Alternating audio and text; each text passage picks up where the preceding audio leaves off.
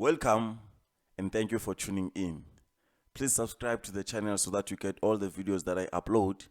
Give the video a thumbs up and please share the video.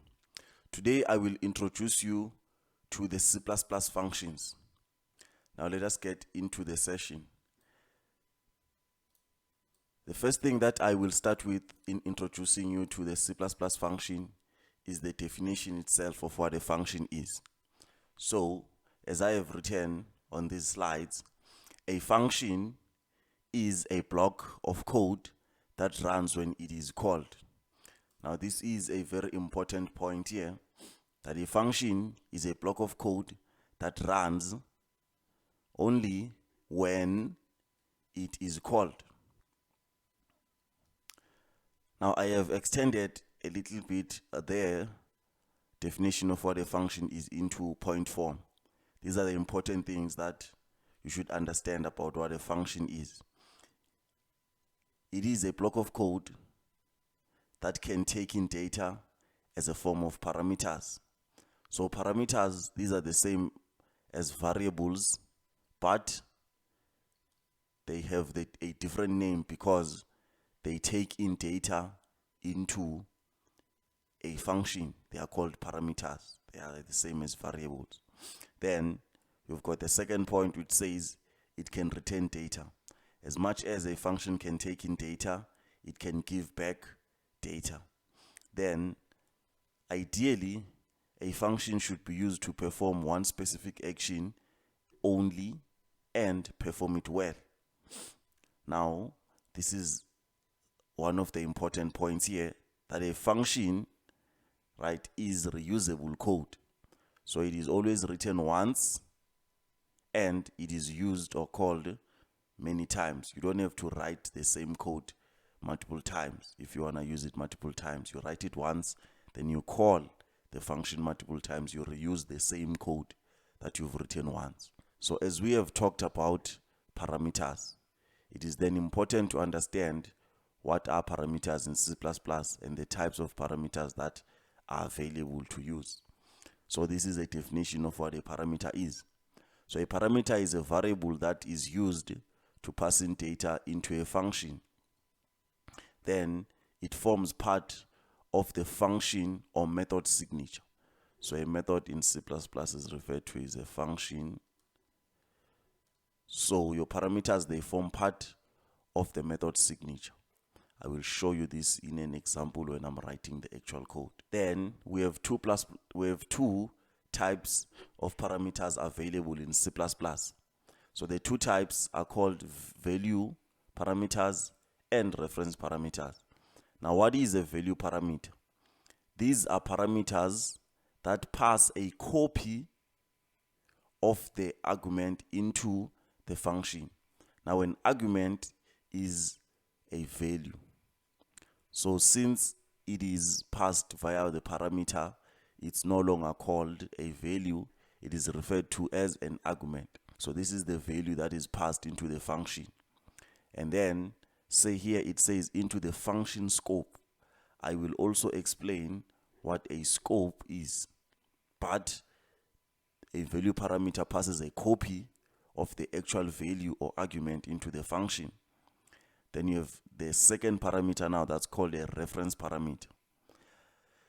Reference parameters, these are parameters that pass a reference or the memory address of the argument. When the argument is modified inside the function, it modifies the argument from the address. So whenever you pass by reference and you modify the value, it modifies the actual argument from the address. However, when you pass by value and modify the value, you are not modifying the original value from the address. You are just modifying a copy, which means the original value or the value from the address, it remains untouched. It does not change. So continuing with the definition of what a reference parameter is. So a reference parameters are declared by including the ampersand sign before the parameter. So for the value parameters, you just write them normally like declaring a variable. You write the type and then you write the name. However, with the reference parameter, you write the type of the parameter, you include the ampersand sign before the name, then you write the name. That is how you declare the two parameters into the function parentheses. Then the third part now, which I have said I'll explain, the scope. It is very important to understand the scope. Now it's easy to see the scope of a function because a function has these two curly braces. Now that is the scope. Where it opens, that's where the scope starts. And then where it closes, that's where the scope of that function stops or ends. End sounds better. Now, we have what we call a variable scope. So a variable scope, since we've understood the parameters in point 2, now it is important to then understand their scope or their life cycle. What a variable scope is a variable life cycle in a program. This defines where the variable starts and where it ends. So it refers to the area or scope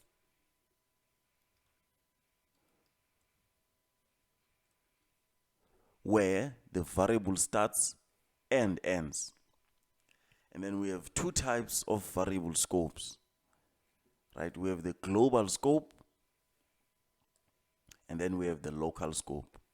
Now a variable that has a global scope is the variable is valid from the line or point of declaration to the end of the program.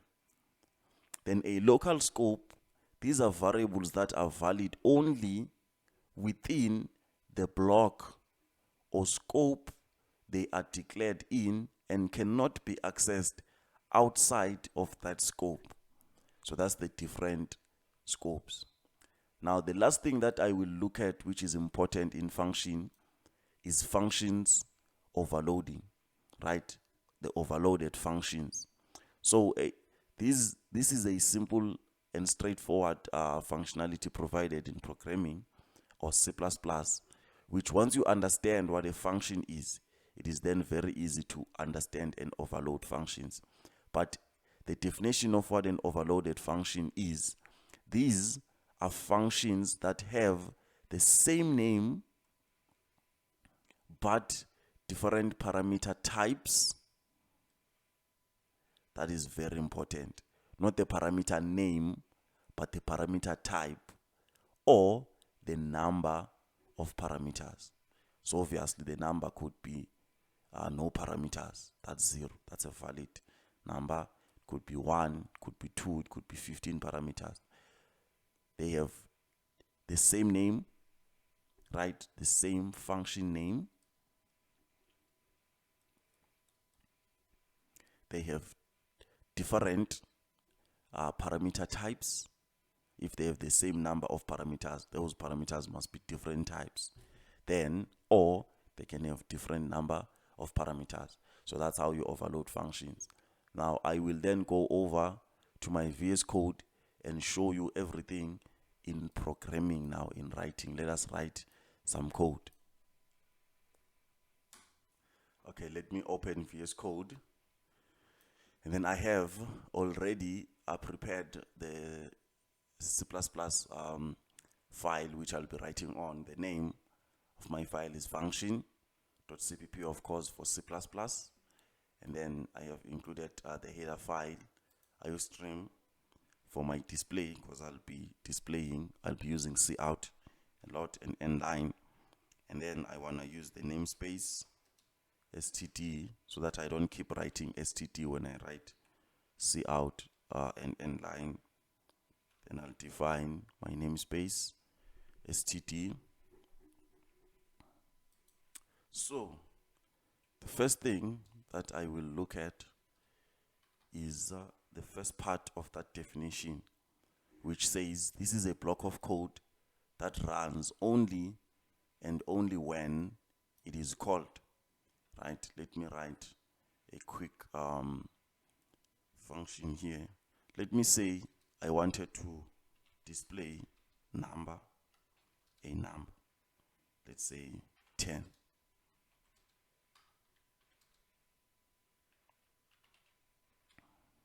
Let me include maybe a string there. The number is space 10. So I'm going to save that and run the code.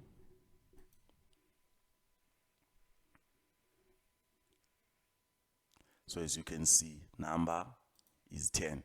Let's say now I wanted to use a function now to display this.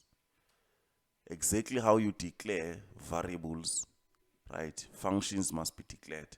But for now, if you do not understand how to declare or the different ways of declaring a function in C++, that's okay.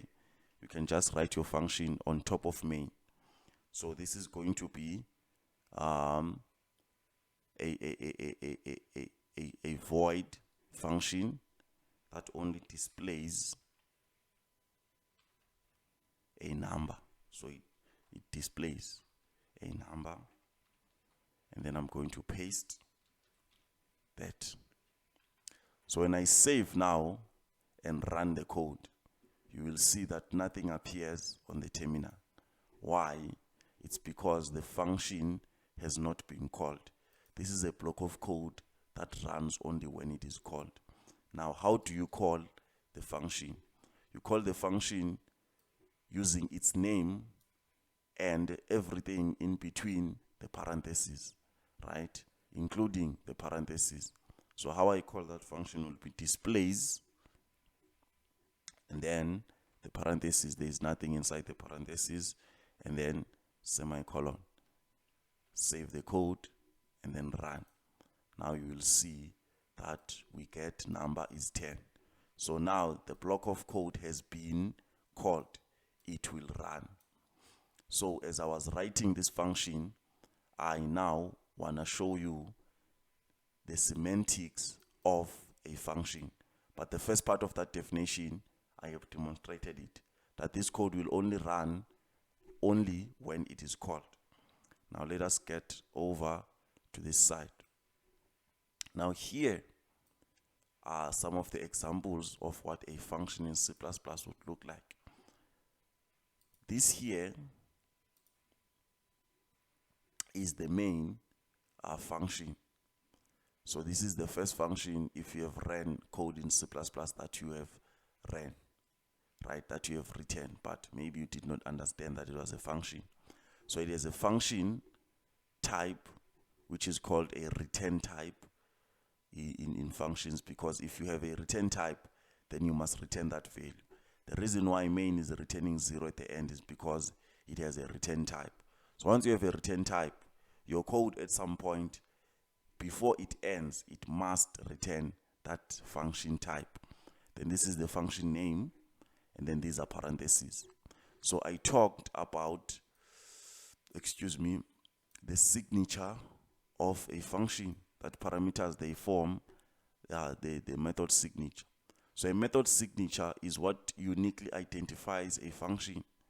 So it is the function name and everything inside those parentheses. So the method signature of main is main and empty parentheses.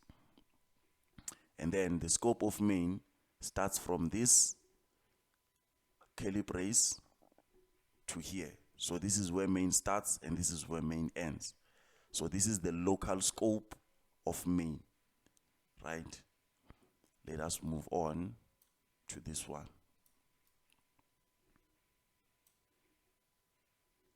So these are the semantics of what a function looks like.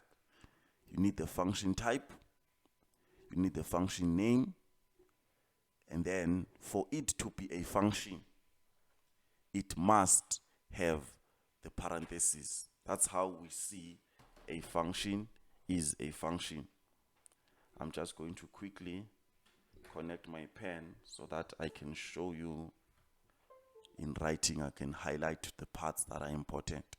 So these are parentheses. This is how we see or we define a function, right? And then if you will have if you will have parameters, how you declare a parameter inside the parentheses is the parameter type and the parameter name. So from the definition of parameters that I've given you, if this does not have the ampersand sign, this is a value parameter. You are passing a copy of whatever value you will be passing into this function.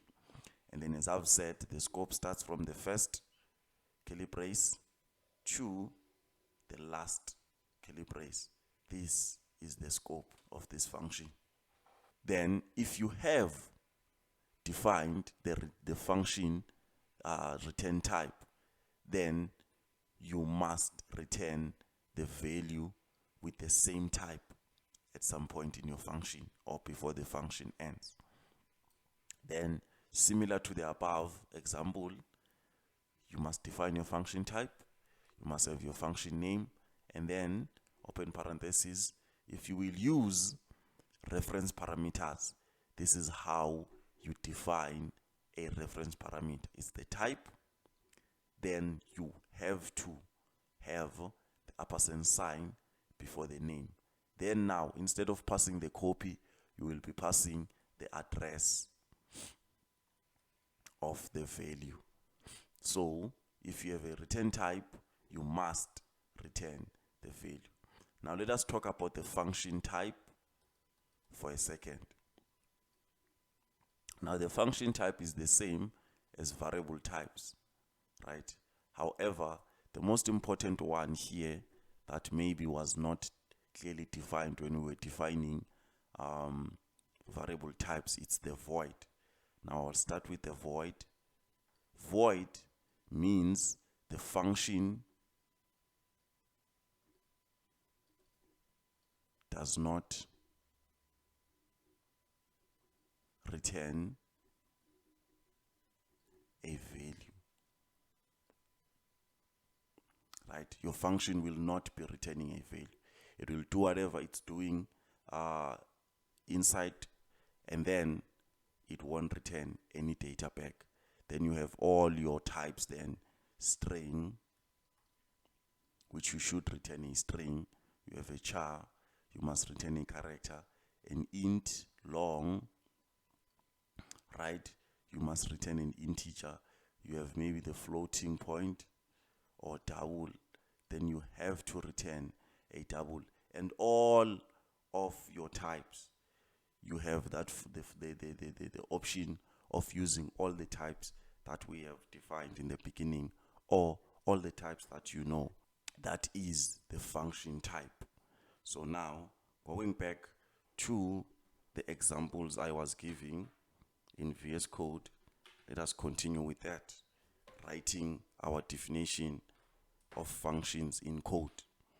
Now going back to the slides, to the points of what a function is. So we said it can return value, right? That's the second part. The first part says it can take in data. So this one, these are parameters. I will just skip this one a little bit. I will explain the parameters when I get to this point here, so that I just explain the different types of parameters as well. Now I'll start here, that it can return data, right? So that if you want to return data, you must have a return type that is not void, as I have pointed out here in these types, right? So let's go over and say now, okay, my function will not only display 10, however, it will return 10. Now the other thing that you must understand about function is that just like variables, you can define multiple functions. So now I will just return, I will declare, a function that will return an integer, and then I will say, I will call this number. It does not take any parameters.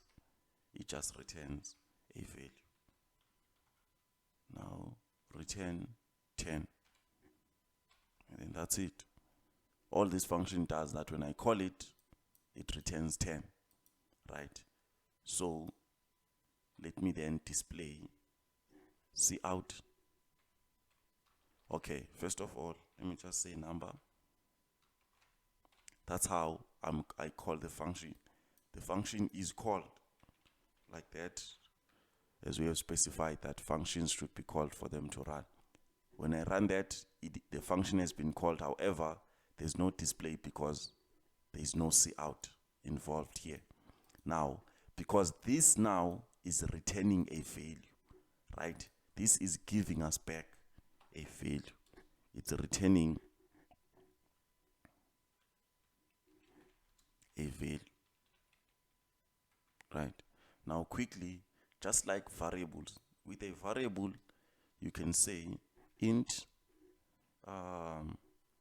num1 is equals to 3, and then you can say cout num1 and line.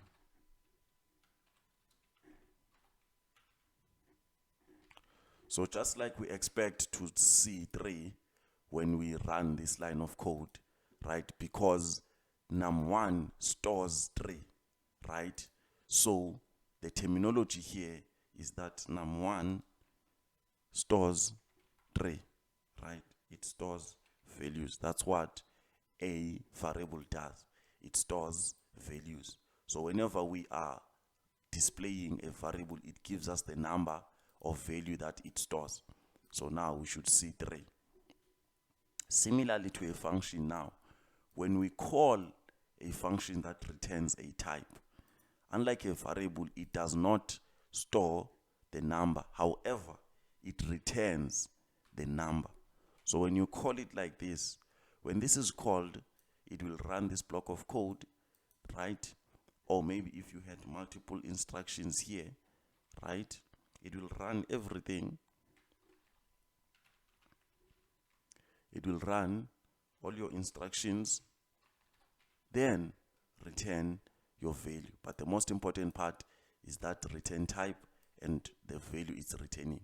So it will give us back 10, such that now when you say cout, or you take the function call, since it's a number, and multiply it with another number, it is 10 because it is returning 10. Now when I run this cout, you should see that we are displaying 10. So this is giving you the value that it has stored. This one is giving you the value that it is returning. So that's how a return, that's how a function returns data. Then the third part now is that ideally the function should be used to perform one specific action only and perform it well. Now this is a bit tricky to explain. However, what you want to do inside functions is to not overload the function with a lot of responsibilities. If a function is meant to return number, return that number. Do not have, maybe, let's say you are saying number, then you say cout in the method. So what this function is doing here, it's doing two things, right? It's displaying a message and returning a number, right? So this is two responsibilities, right? This function, it displays number or whatever message, but the function of this is to display. And then this one, it should then return a number. Let's say this one was maybe doing some computation. So it should do computation here, maybe 1 plus 1, 5 plus 5, whatever, and then the answer is 10. Then it returns 10. So this one should not display, but it should compute.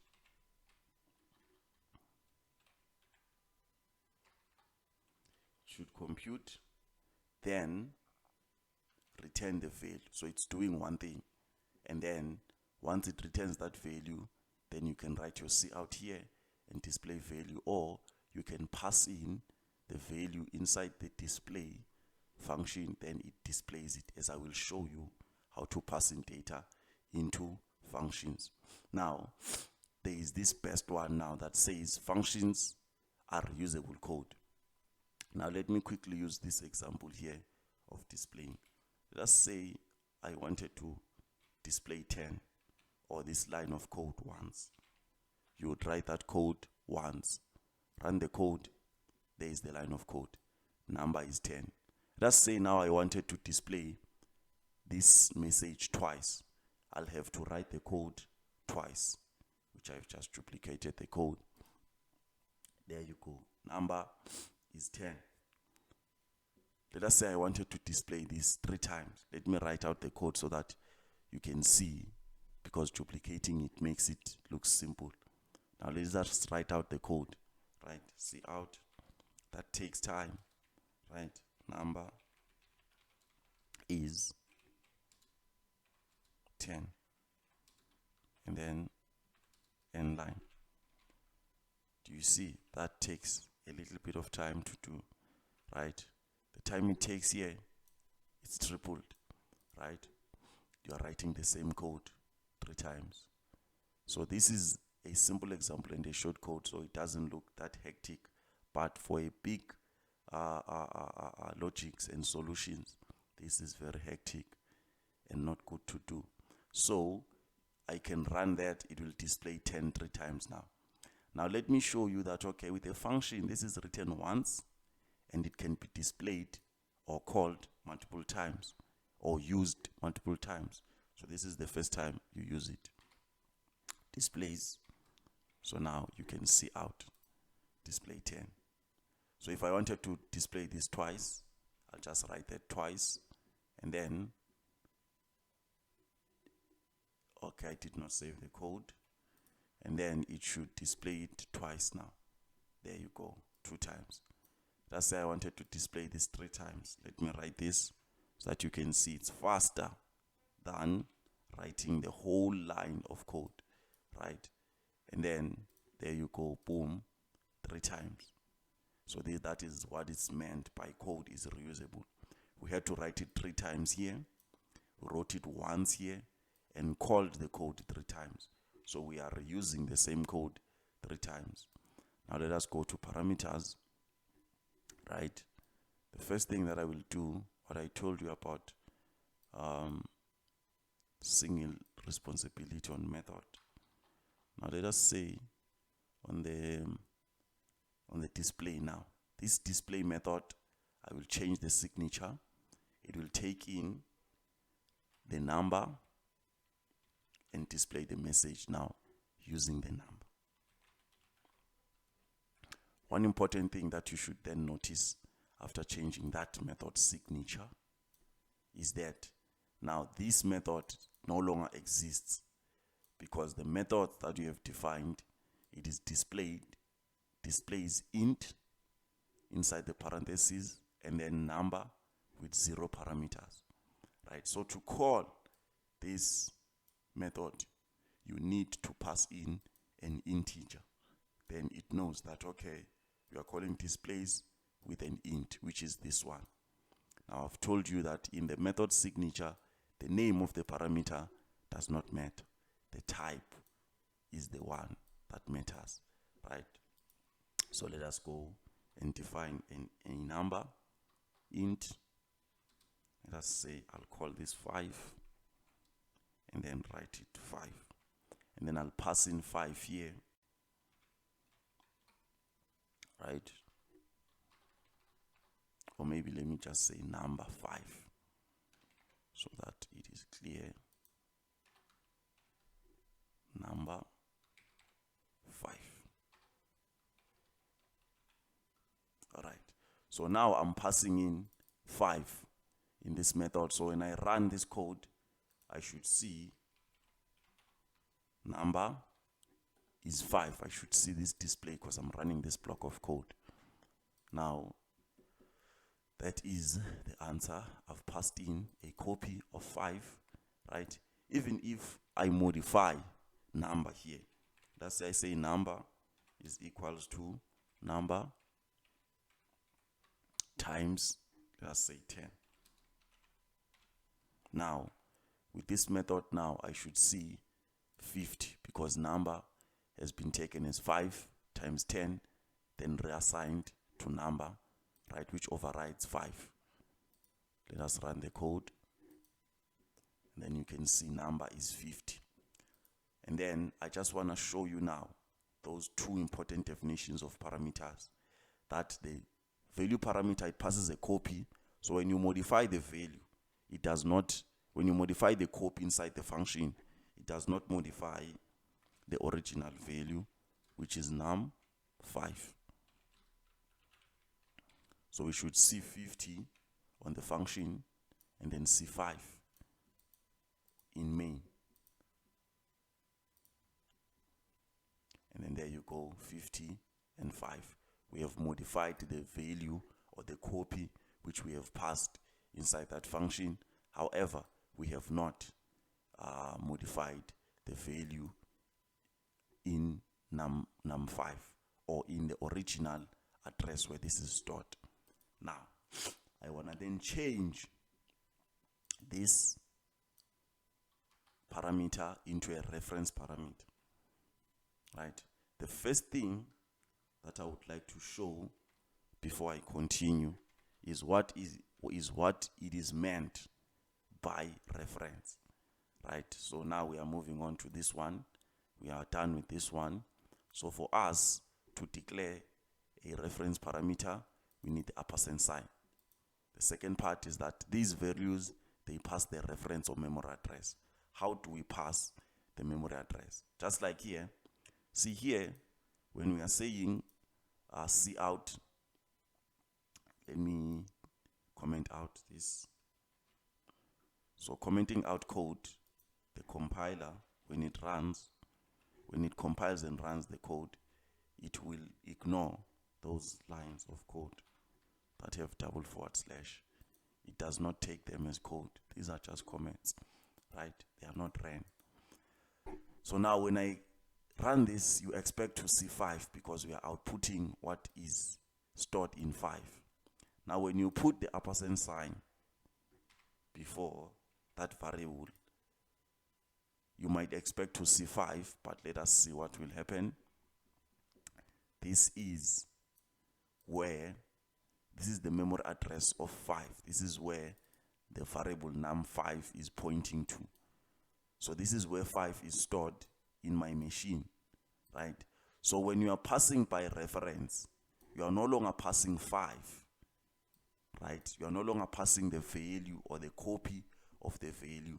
You are passing the address itself, such that now when you modify, right, a reference value, you go to the address which you have been given, you modify the actual value now such that it changes everywhere, because whenever you get the value now using either of those two variables or references, you will get the value that is modified.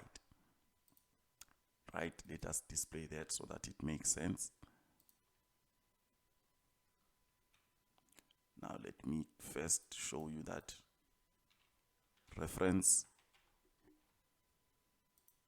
parameters, they pass in the reference, and then it works almost, it looks like it works like the value parameter, because you can see we have passed in the reference, right? This is the reference, and then when you see out here, it goes to the reference where 5 is stored and it brings back 5. And then here, same thing, it goes and bring back the 5 it has stored, right? Now, when you modify number,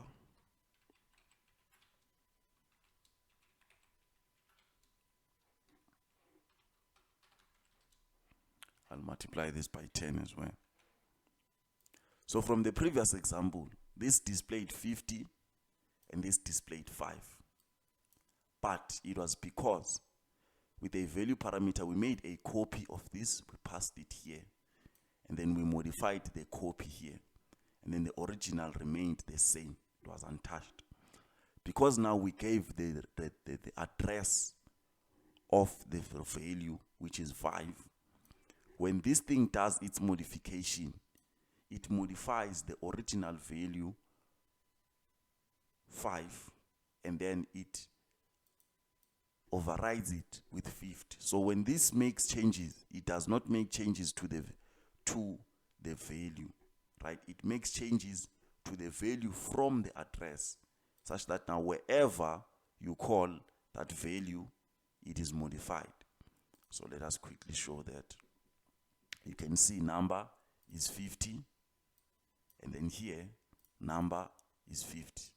So it might look a bit confusing because number should be 5 here, right? But when you see out in 22, number is 50. That is because you passed in the original, meaning you have passed the reference to 5. So this now, when it made that modification, it went to the address where 5 is stored in this line. It made that change by multiplying 5 by 10 and then overriding 5. So since they are pointing to the same reference, whatever modifications you make here will be seen here. Whatever modification you make here will be seen here. That's what it means to pass by reference. Then the scope of the scope, right? Let us say we have a constant now. This is how you define global variables. It's also above main. So let me say int. Let me make this a constant. This is good programming practices. Let me say this is maybe age. Age can be constant. Let me say random. This is a random number, which is constant. 100.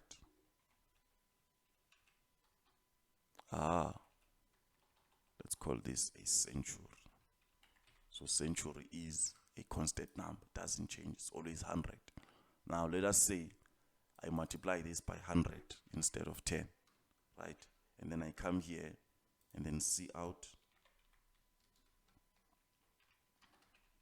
century.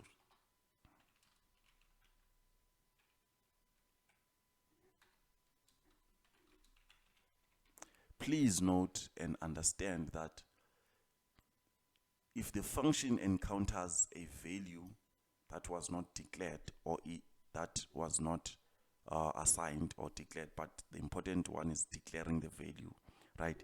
It will give you an error that the value was not declared, meaning it does not understand the value. But if I run this code should run smoothly, because the life cycle of a global variable is available from the point of declaration until the end of the program, right? This is the point of declaration, which is 5, and then this is the end of our program on the last parenthesis of main. I mean curly brace of main. So this value should be available and accessible throughout all these lines. Let's prove that. Run the code. As you can see, 500, 500, meaning we have multiplied by 100, and then we have output century. Now you can see that century is available all the way from main. Now let us change this to century. You will see that even inside this function, this is understood. Inside main, this is understood. So that is the scope or the life cycle of this variable. You see, it multiplied by 100. Just like I first wrote 100 here, so that you can see the multiplication and then the variable itself, right? You can see century is understood here, century is understood here. Let us say now I move century into a local scope, right? A local scope are those lines 8 to 11, 14 to 17, 20 to 27. Let us move century inside the display function. And then obviously your IDE does look at your code, pre-compiles, and then it tells you immediately that, nope, this century is undefined. But let me run this so that it gives you a runtime error. There you go. Century was not declared. In this scope, I like how it is very clear. In this scope. So in the main scope, this thing is not known because it was never declared here. It is not available in the global scope, right? It is only available inside 6 to 10. Just comment that line out now so that you can see that if we call display, this century should be understood now. Then I run that. What did I do? Okay, I highlighted displays. Run the code again. As you can see, int century 100 multiplied by century. So we did multiply by 100 here, which means century is understood inside this scope. So that is the life cycle of century.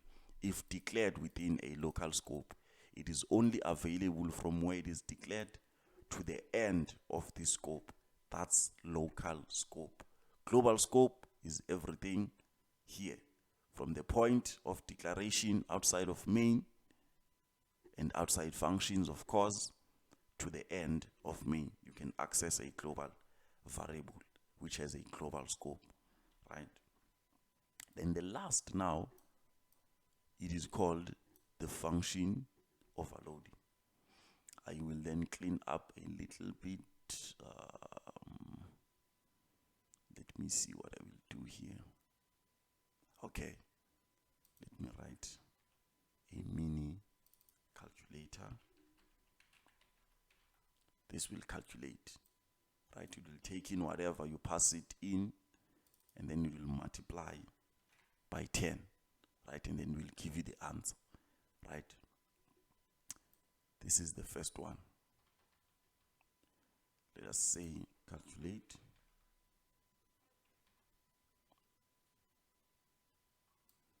And then I'm going to mix it up now. And then I will return the value instead that I've calculated instead of displaying it here. So I will say number times 10. Then I will return the new value of number. Then here I will then display the answer, right? I pass in my value, then the returned value, which is the value I get from this function, I will just display it. End line. Right, so when I run that code now, I should see 50, right? Okay, so now, let's say I had 5.5 now, right? When I pass in 5.5, right, I have a different number now, which unfortunately, it is a decimal number. However, my function takes an int. So I can't use this function now. So let me show you. Run the code. It is 50. However, that is wrong because this should be 55. 10 times 5.5 is 55, right? What this does is that just like when you are using variables, if you assign a decimal to an int, it will only take the whole number. Let us change that to double. This shouldn't make a difference, right? Still 50. Why? This is a double now, but you are still passing in a double into an int. It's like you're assigning 5.5 to this int, so it will still give you 50, as you have seen. So now we need a different function, right? We need to keep our int function so that we can use it, right? But now we want a different function, right? But we can't call it a different name because we are still calculating. So you want to use the same name, but it should be a different function. Now it could work like this. So now the return type will be different, right? Because now I want to return a double, but the return type is not important. The important part in overloading and method is the name, right? And the calculate. let me first show you that if you write the same thing here, calculate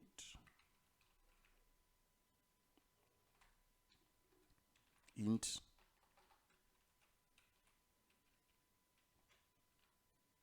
let us say decimal now, because we're taking in decimal numbers. So it will be the same calculation.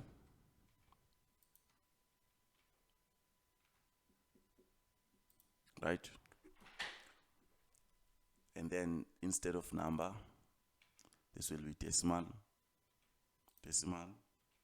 return my decimal. Right?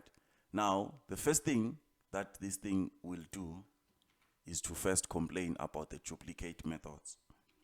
Just like if you declare the same variable twice, which means it has the same name. So check that. New declaration of double, right? Calculate. It is complaining there, right? It is showing you that calculate is duplicated, because when it looks at a function, it looks at the name and the type of your parameters. Now let us change that into a double, because we want to take a double here, right? Save that. It should stop complaining now, because when it looks at this, it says calculate int, right? This is an integer, and then calculate double, so that when you call the functions now, it will know. If you say calculate and pass in an integer, it will know you're talking about this function. If it's the same name and then you pass a decimal, it will know you are talking about this one, because this is calculate double, calculate int. So this is what a method signature is: the name and every type inside the parentheses. Now let us run this. We should get the correct answer now, which is 55. There you go. I hope you understood method overloading, passing by reference, a function, and what a function is. Thank you for watching.